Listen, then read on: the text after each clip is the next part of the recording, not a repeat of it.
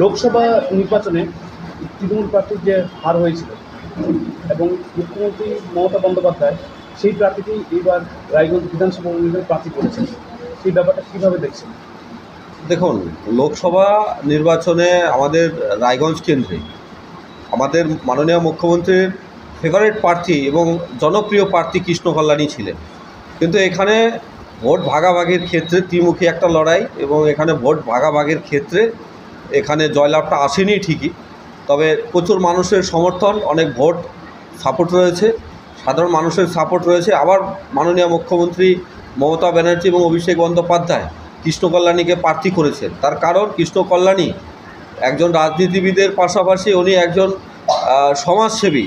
সারা রায়গঞ্জবাসীকে যেভাবে উনি পরিষেবা দিয়েছেন লকডাউনের সময় থেকে এবং সারা বছর ধারাবাহিকভাবে সাধারণ মানুষের পাশে থেকে উনি কাজ করেন, ওনার মধ্যে একটা কাজ করার মানসিকতা রয়েছে।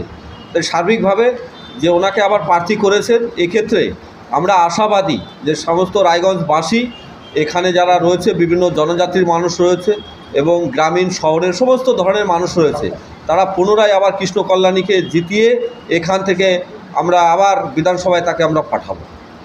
রাজনৈতিক মহলের ধারণা যে বিজেপি থেকে দাঁড়িয়েছে মানুষ কুমার ঘোষ, কংগ্রেস থেকে দাঁড়িয়েছে মৈশিন গুপ্ত, আর তৃণমূল থেকে দাঁড়িয়েছে কৃষ্ণ কল্যাণী।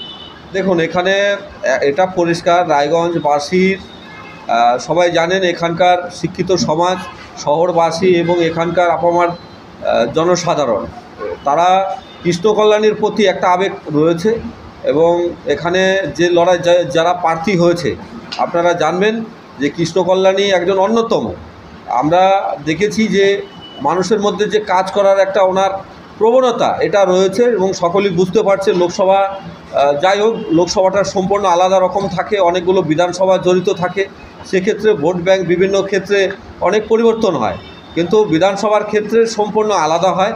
এখানে আমরা আশাবাদী, এবং এখানে বিশেষ করে রায়গঞ্জ শহর তথা গ্রামীণেও উদ্বাস্তু মতুয়া নমশূদ্র সম্প্রদায়ের মানুষ এবং 36টি জনজাতির মানুষ যারা রয়েছে, তারা আবার চাইছে যে কৃষ্ণ কল্যাণী এখান থেকে জয়লাভ করবেন এবং সকলে পাশে আছেন। আজকেও আমাদের এখানে কর্মীদের নিয়ে আমরা একটি সভা এবং সকলের মত বিনিময়ের মাধ্যমে, এবং নির্বাচন আর মাত্র কয়েকটা দিন, তারই প্রস্তুতিতে আমরা এখানে আজকে মিটিং করছি।